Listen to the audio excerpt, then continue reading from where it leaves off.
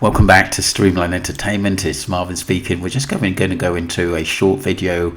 Joey and Josh, should the friends have shown up to the Slater inquest?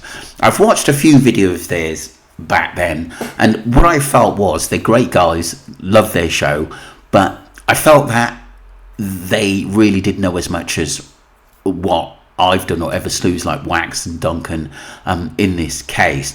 But like I said, and it seems like to me they're actually thinking now that I got a funny feeling that foul play could have been involved in the Slater case, and they sort of seem to be looking to it a little bit deeper.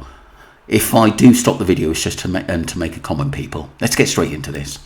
A night out gone wrong, an accident while intoxicated, or is there a criminal aspect to this? And what we know so far from the inquest is that there are 5 main people linked to Slater: Lucy, Brad, Brandon, Ayub and Rocky. What we've got to remember is, and a good point they bring up later, is that they were never ever friends of Jay. This was business. They were just work colleagues. When it come down to backing Jay, or taking him to the hospital because he collapsed, or getting him medical assistance, they proved themselves there in that present moment that they were no friends of Jay, or they were never on his side. Just that moment there, that's how you know this guy was hammered. If I was hammered and I was with my close mates, I know that they'd get me out of that situation, make sure I was safe, make sure I'd sobered off. If I needed hospital treatment, they would take me there. In crucial situations, it tells you a lot. It was sinister there, it was sinister from the start, and it was sinister from the end.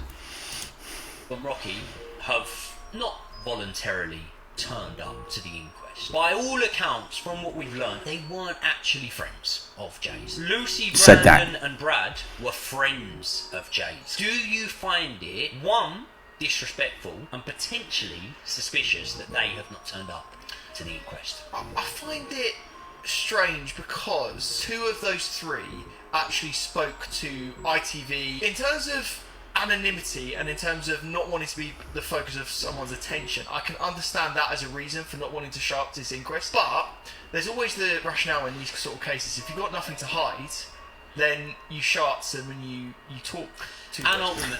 What we've got to remember is that the coroner said that, I believe it to be Lucy and Brad, that they didn't know that the coroner or the secretary were talking to the wrong people. They didn't know a Jay. So it presumed like to me that they were saying, look, I'm not the person you're after. This is nothing to do with me. That's the thought I've got, or you've got the wrong number. I mean, it was bizarre, absolutely bizarre to actually see that in writing. And yet they're saying that, they were a good friend of Jay's, and they were there for him. And yet we've technically, since those interviews, haven't really had a word from them, and they haven't really come out and told us, their dealings in the case and why we shouldn't suspect them. But you mate, the cat's out the bag now anyway. And if you're happy enough to go on holiday with the lad, if you're happy enough to turn up at his funeral, which these 3 all did, I don't get why you can't go to the inquest. Now, the official sort of wording from whoever is running the inquest is that Ayub and Rocky could not be traced. Say, for example, if Ayub's not in the country. I can understand. But the thing is, they would have got a letter, though, can you keep these, this month free, or the inquest could be coming up in July. They wanted to get out of the country. They didn't want anything to do with stepping in front of Debbie or Warren and be answered questions as witnesses. And why they're thinking, well, you're not going to pay for my flights back. I'm not going to cut short my time wherever I am in the world or whatever to come to this inquest of something that I don't believe I had fucking to do with. Yeah. But the friends definitely should be there. Yeah, I agree. Yeah, but what we've got to remember is that some of the people who Jay was knocking about with were career criminals. So they should be in the witnesses. They should be suspects at the end of the day. If you remember, Mark Williams Thomas had said that Jay was fearing for his life, and there could be a criminal element in it. And this is why the internet went Pete Tong because people were trying to get to the bottom of this. Oi, oi, he was last seen with someone who was locked up for 8-9 years, and then that's not suspicious. This guy was never arrested. He said he lived in Tenerife, Ayab, and then effed off to England, out the way, where he couldn't be answered questions. Then was told to go back to Tenerife and then answer more questions on what happened to Jay Slater.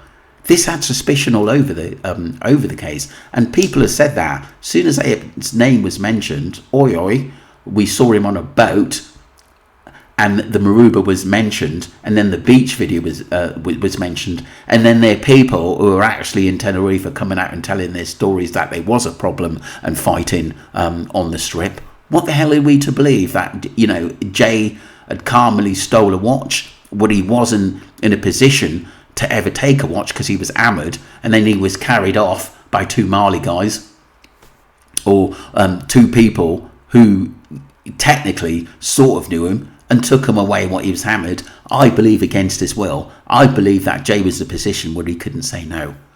That was Joey and Josh's take on the case. They find it strange, but like I said, sometimes you've really got to go back to the start to go forward on this one. Thank you very much. Don't forget to subscribe to Streamline Entertainment, and have a great evening, people, and weekend. Thank you.